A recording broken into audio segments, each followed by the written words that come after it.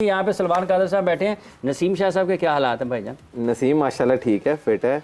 ये कोच है, ये लगते नहीं है, इनकी लगते जी नाज़रीन, ये वो सेलिब्रिटी हैं जिन्होंने एक्चुअली में एक सेलिब्रिटी को जन्म दिया है। वो कहते हैं ना कि जो कोच होता है ना वही आपको परवान चढ़ाता है। और नसीम शाह की जो भी परफॉर्मेंस है उनके पीछे जो काफी हद तक हाथ है वो उनकी अपनी मेहनत भी है, लेकिन सारी मेहनत उसकी है, मेरा कोई हाथ नहीं। नहीं सर, जो उस्ताद होता है ना, हुनैन शाह, उबैद शाह, सारे के सारे अब्दुल कादिर क्रिकेट एकेडमी से खेलते हैं जी। ये मैं इस शो के बाद आपके पास आ रही हूँ, आप मुझे भी थोड़ी सी कोचिंग दें, क्योंकि सुनने में आ रहा है कि क्रिकेट के अंदर जो है ना वो आपको और लड़कियों के लिए बड़ा आसान है, क्योंकि यहाँ पर जो है ना वही 40-50 लड़कियां हैं, वही फेल होती हैं, वही दोबारा अंदर आ जाती हैं, तो बेहतर है वो खेल। और इनके पास तो वहाँ पर बहुत सहूलियात हैं। इन्होंने बतौर ख़ास जो अपनी गर्ल्स हैं पाकिस्तान की, जो वुमेन क्रिकेटर्स हैं, उनके लिए एक क्वालिफाइड कोचेस रखे हुए हैं इन्होंने, जो हर वक्त दस्तयाब होते हैं और इतनी शानदार अंदाज में, इतने जोश जज्बे के साथ कोचिंग करवाते हैं। पाकिस्तान की जो प्लेयर्स हैं वो वहाँ पर सुबह आप जाएं तो आपको वहाँ पर अब्दुल कादिर क्रिकेट एकेडमी में प्रैक्टिस करते हुए दिखाई देंगे। ऐसा है या नहीं है? नहीं, बिल्कुल ऐसा है। इसमें यह है कि हम हमेशा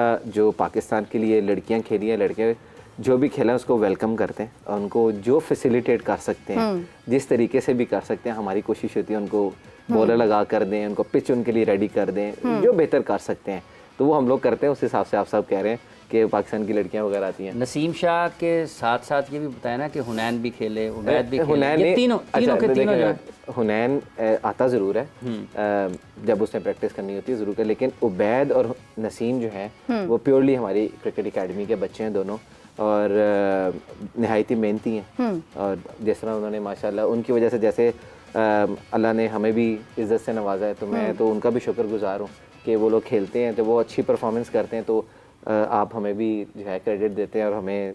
अच्छा सलमान साहब, ये नसीम शाह ने भी कहा कि मतलब एक इंजरी के बाद कम बैक करना काफ़ी मुश्किल होता है। आप भी इनका कोच क्या समझते हैं कि PSL में वो अच्छा परफॉर्म कर पाएंगे जैसे वो करते आ रहे हैं? रिहैब ने उन्हें किस हद तक जो है वो ठीक कर दिया है, क्योर कर दिया है? देखें, नसीम के ऊपर स्पेशली बात ज़रूर करूँगा कि इंजरी में ज़रूर होता है, इंजरी के बाद कम बैक करना बहुत मुश्किल होता है, लेकिन नसीम जो है ना टोटली एक एक्सेप्शनल केस है।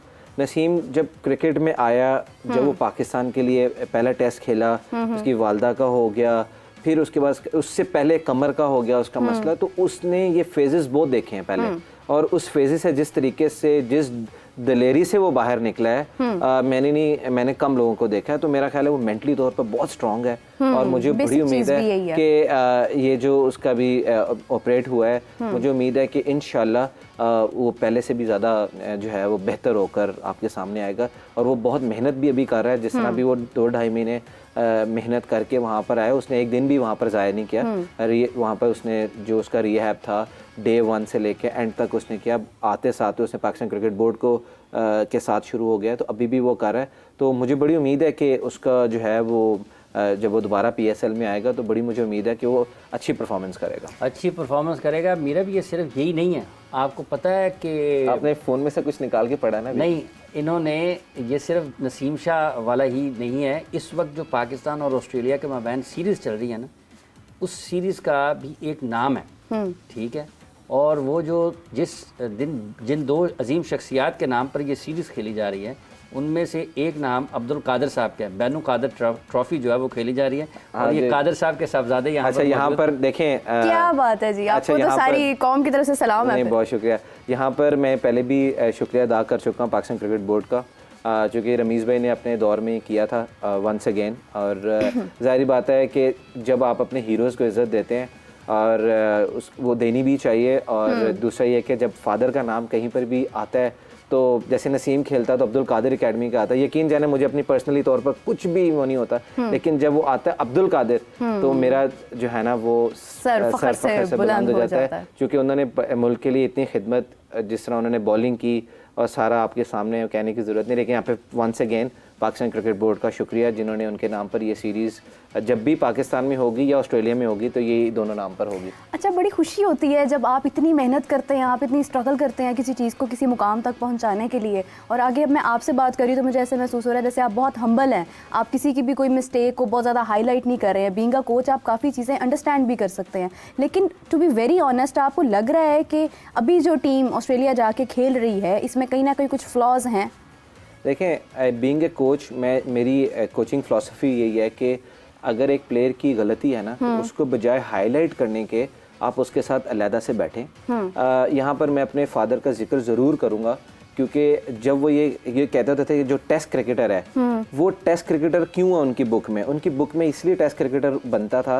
वो कहते थे कि एक player, a person who is been tested from street, from a club, फिर उसके बाद under 16, under 19, first class, a player who is been tested from all the corners to become a test cricketer. तो वो पहले tested होता है। तो being a coach या कुछ, वो ऐसा बंदा होना चाहिए जैसे टीम के साथ मेंटोर, जो उनको मेंटोरिंग करे, बजाय इसके कि यार तुम्हारा हाथ यहाँ से नहीं आ सकता। तो आई एम सॉरी, बहुत से कोचेस मेरे से इख्तलाफ भी करेंगे। जब एक बंदा करेंगे अच्छा, जो एक बंदा अपनी सारी जिंदगी स्ट्रगल के बाद एक ऊपर पहुंच जाता है ना, उसके बाद जब आप उसे कहते हैं ना वो तेरा हाथ इधरों नहीं आ रहा, वो भाई सारी जिंदगी उसने यहीं से बॉलिंग की है। अच्छा, वैसे आप ना भी नहीं रहा होता उनका हाथ उधर अच्छा, तक। वो अलग बात है, वो मैं नहीं कह रहा। तो बात है कि उस टाइम एक ना शाबाशी की जरूरत होती है एक प्लेयर को बूस्ट करने। यहाँ पर एक और बड़ा हमारा पाकिस्तान में जो कोचिंग कल्चर में बड़ी बुरी बात है। पहली बात है, मैं एक बात बताऊं, अगर आप बीइंग ए कोच, आपको 20 प्लेयर सिलेक्शन कमेटी ने दे दिए और आपने उसको एक्सेप्ट कर लिया, फिर वो आपके लिए इक्वल है। उसमें ये नहीं कि यार आप मुझे पसंद नहीं है, आप मुझे पसंद नहीं है। होता क्या है, वो सिलेक्टर ने अपनी मर्जी से डाल दिया उस बच्चे को, तो वो क्या कोच क्या करेगा, उसको बारी नहीं देंगे नेट में, उसको डीग्रेड करेंगे, उसको मुलाजमों की तरह ट्रीट करेंगे। ये मैं बात फर्स्ट क्लास या अंडर 19 में पाकिस्तान टीम की बात कर रहा हूँ, वहाँ पर भी ये सिस्टम चल रहा था लास्ट तक, तो मुझे जो पता है। बात है कि जब एक कोच को एक प्लेयर मिल गया है, तो वो आपका वो प्लेयर है, वो आपका फौजी है, उसको आपने लड़ाना है, उसके अंदर हवा आपने भरनी है। या उधर ही रिजाइन करें कि मैं इस टीम का कोच नहीं बन सकता क्योंकि मुझे टीम पसंद नहीं है। अपने अंदर इतने गट्स रखने चाहिए। अगर आपने टीम में बंदों को एक्सेप्ट कर लिया, फिर वो आपके फौजी हैं, उनको अच्छी तरह लड़ाएं। जैसे कि आप सीनियर हैं, अगर आप अपने आप को स्टार समझते हैं, तो वो आपके छोटे भाई हैं, तो उनको फिर जिस तरह आप अपने छोटे भाई की गलतियां इग्नोर करते हैं, उनको माफ़ करते हैं, इसी तरह उनको भी इग्नोर करके उनको अच्छे मशवरे दें, उनके साथ अटैच हों और उसकी कामयाबी के लिए दुआ करें, बदुआ ना करें। कोई यार फेल होएगा तो मैं अपना बंदा बिचवाड़ा का। तो ये चीज़ें हैं सारी। तो ये जो हुनैन है, ये जीआईसी में खेलता है? नहीं, हुनैन नहीं, उबैद नहीं, उबैद हमारा बच्चा है। जीएससी में प्रैक्टिस के लिए जरूर जाता है। हाँ। ये तो सलमान भट्ट साहब को मैंने रिक्वेस्ट की हुई थी कि यार, चूँकि उसका हमारे एकेडमी से डिस्टेंस ज़्यादा है घर का, तो वो कुछ उनका डोमेस्टिक भी कोई थोड़ा सा था, तो इसलिए फिर मैंने भट्ट साहब को रिक्वेस्ट की कि आप प्लीज़। आपकी सारी जो रिक्वेस्ट है वो भट्ट साहब क्यों मान लेते हैं? भाई है, मेरा बचपन का दोस्त है, भाइयों से बढ़ के। इनकी रिक्वेस्ट हर जगह ही मानी जाती है। अभी मेरे ख्याल से हमें रविश बिष्ट ने ज्वाइन किया, वो भी इनकी कहीं ना कहीं बात सुन लेते होंगे, मान लेते होंगे। रविश बिष्ट साहब कैसे हैं आप? स्पोर्ट्स जर्नलिस्ट रविश बिष्ट ने हमें ज्वाइन किया है। अस्सलाम वालेकुम। नमस्कार, गुड आफ्टरनून, कैसे हैं आप सब लोग? All good from my part. आवाज में थोड़ी सी डिस्टॉर्शन है। रविश, आप हमारे साथ हैं? हाँ जी, मुझे आपकी पूरी आवाज आ रही है। जी, कैसे हैं आप? मैं आपको सुन सकता हूँ अच्छे से। I am good, all good and hopping same for you. अल्हम्दुलिल्लाह, आई एम वेरी गुड। अच्छा, सबसे पहले तो मैं आपसे ये कहना चाहूँगी कि आपको बहुत बहुत मुबारकबाद। इंडिया अपना एक मैच जो है वो जीत चुका है। इससे पहले एक मैच हारा था। विराट कोहली और रोहित शर्मा के ना होने के बावजूद सूर्य कुमार यादव ने मैन ऑफ द मैच होने का जो है वो एजाज़ हासिल किया है। सर, क्या कहना चाहेंगे? सबसे पहले तो मैं ये कहूँगा कि आपके साथ शायद ग्रेट अब्दुल कादिर के जो बेटे हैं वो जुड़े हुए थे। मैंने उनका रिसेंटली एक वीडियो देखा यूट्यूब पर एंड फेसबुक पर, जहाँ वो उनको कार मिली थी मैन ऑफ द सीरीज की, और उन्होंने वो इमरान खान साहब को गिफ्ट कर दी थी। ग्रेट जेस्चर है, ऐसा मैंने क्रिकेट में कभी देखा नहीं ना, किसी को मैन ऑफ द सीरीज मिली हो कार के तौर पे, वो भी उस जमाने में, और उन्होंने अपनी कार जो थी वो दूसरे क्रिकेटर को गिफ्ट कर दी हो। तो सैल्यूट है उनके लिए। ऐसी फीलिंग और बहुत कम देखी जाती है क्रिकेट। खैर, coming to the India versus South Africa T20 series, definitely third match था। इंडिया पहले बैटिंग करी, सूर्य कुमार यादव ने जो शॉट्स का एक्सिबिशन किया वहां पर, वो अनबिलीवेबल था, क्योंकि लेफ्ट साइड में बहुत ज्यादा स्ट्रॉन्ग है। थोड़ा सा भी आप उनको लेफ्ट साइड में थोड़ा सा भी रूम देते हैं, तो उनके पास ऐसी टेक्निक है और ऐसा उनकी क्रिकेट इस स्टाइल की है कि वो उसको फाइन लेग के ऊपर भी मार देते हैं, विकेट कीपर के ऊपर से भी मार देते हैं, तो उनको थोड़ा डिफिकल्ट होता है। इसीलिए उनको इंडिया में कहा जाता है कि AB de Villiers is the 360 degree player of south Africa, but Surya Kumar Yadav is 360 degree player of India. तो ये चीज थी। सेकंड T20 में जो हमें हार मिली थी, उसका सबसे बड़ा रीजन ये था कि बारिश हो गई थी, जिसकी वजह से आउटफील्ड बहुत ज्यादा गीला था और ग्रिप करने में दिक्कत हो रही थी। राहुल द्रविड़ ने एम्पायर से भी कहा कि आउटफील्ड बहुत ज्यादा गीला है, हमारे बॉलर्स जो है वो ग्रिप नहीं कर पाएंगे गेंद को, बट अंपायर वहां पे माने नहीं और वो ठीक है, वो मैच इंडिया के हाथ से स्लिप हो गया, डीएलएस नियम आया, उसमें 15 ओवर का मैच हो गया तो निकल गया, but otherwise India playing competitive cricket और सीरीज जो है वो 1-1 हो गई। रविश, ये जो सीरीज साउथ अफ्रीका में जायसवाल के रन्स आए, कुलदीप यादव जो हैं उन्होंने भी विकेटें ली हैं, आप किस तरह से देखते हैं इस एक ख़ास चीज़ को कि रोहित और विराट के बगैर ये लोग खेल रहे हैं? तो क्या आपको लगता है कि 2024 के वर्ल्ड कप की तरफ जब इंडिया बढ़ रहा है तो रोहित के लिए और विराट के लिए जगह बनाना 2024 के वर्ल्ड कप में मुश्किल होगा, या फिर जो टीम मैनेजमेंट या बीसीसीआई ये सोच रहे हैं कि वो अब आगे बढ़ना चाहते हैं T20 क्रिकेट को लेकर रोहित और विराट के बगैर? नहीं, देखिए डेफिनेटली आपकी एक सोच होती है कि अब आप world cup to world cup team बनाते हैं और डेफिनेटली T20 क्रिकेट जो होता है उसमें एनर्जी चाहिए, उसमें यंगस्टर्स का ज्यादा इंपॉर्टेंस रहती है, but as far as Rohit Sharma and Virat Kohli are considered, ये बड़े खिलाड़ी हैं, आप इनको इग्नोर नहीं कर सकते किसी भी फॉर्म ऑफ गेम में। And bilateral series are different, Hafiz भाई, bilateral series are different. You come, you play, you don't have any pressure. ICC tournaments, multilateral tournaments are different things. They are altogether different things. आप India Pakistan का match याद करिए, 2022 T20 world cup Melbourne में खेला जा रहा था। आप देखिए 8 गेंदों में 24 रन चाहिए थे, वहां पे आपके चाहे 360 डिग्री प्लेयर होते, मैं किसी के अगेंस्ट नहीं हूं, बट कोई भी प्लेयर होता उस प्रेशर को हैंडल तभी कर सकते हो जब आपके पास एक्सपीरियंस हो। अगर विराट कोहली ने हारिस राउफ के ऊपर से छक्का मारा तो 1 इन अ जनरेशन शॉट आता है, या फिर फाइन लेग के ऊपर उन्होंने छक्का मार दिया, या फिर अश्विन ने अपना ब्रिलियंस दिखाया वहां पे कि मोहम्मद नवाज की जो गेंद थी उसको छोड़ दिया और वो वाइड बॉल हो गई। Experience matters a lot in big tournaments like ICC World Cup tournaments, multilateral tournaments. वहाँ पे आपको experience चाहिए. You cannot ignore Virat Kohli and Rohit Sharma in ICC tournament. You need them. Yes, you need youngsters. But एक अच्छी team तभी बनती है जब उसमें एक अच्छा जेल होता है youngsters का और experienced player का. As far as I am concerned, yes, Rohit Sharma definitely उनकी captaincy की हमें जरूरत पड़ेगी T20 क्रिकेट में. Virat Kohli, you cannot ignore a player like Virat Kohli, चाहे T20 हो, चाहे टेस्ट मैच हो, चाहे ओडीआई क्रिकेट हो, या फिर 100 बॉल क्रिकेट हो, या फिर गली क्रिकेट हो, आपको ऐसा खिलाड़ी चाहिए ही चाहिए। तो आपका सबसे बड़ा खिलाड़ी, प्रेशर हैंडल कौन करेगा भाई? प्रेशर हैंडल करने के लिए बड़े प्लेयर चाहिए। बड़े प्लेयर्स के बिना वर्ल्ड कप जीतना या फाइनल या सेमीफाइनल तक पहुंचना आसान नहीं होता।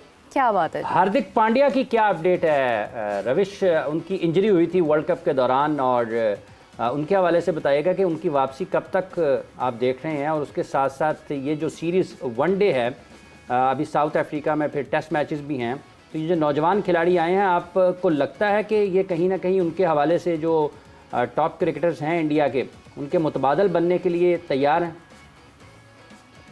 डेफिनेटली देखो, जितना मैंने डोमेस्टिक क्रिकेट को फॉलो किया हाफिज भाई, Yashasvi Jaiswal is top notch cricketer, बहुत अच्छा है। रिंकू सिंह आपके लिए बहुत अच्छा फिनिशर का रोल प्ले कर सकता है।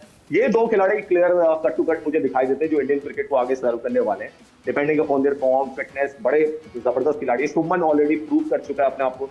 ऋतुराज गायकवाड़ एक ऐसा खिलाड़ी है जो डेफिनेटली उसने अभी इंडिया ऑस्ट्रेलिया T20 सीरीज में वहां अच्छी परफॉर्मेंस दी है, आईपीएल में अच्छी परफॉर्मेंस दी है। तो बहुत सारे प्लेयर, देखो आपको टेस्ट तो करना पड़ेगा ना प्लेयर को at some point of the time, और टेस्ट आप कब करोगे? जब आपके सीनियर प्लेयर्स रेस्ट कर रहे होंगे या अनअवेलेबल होंगे ड्यू टू सर्टेन रीजन, या उनको वर्कलोड मैनेज करना होगा, वही तो आप यंगस्टर्स को टेस्ट करोगे और फिर उनको आगे के लिए बिल्डअप करोगे।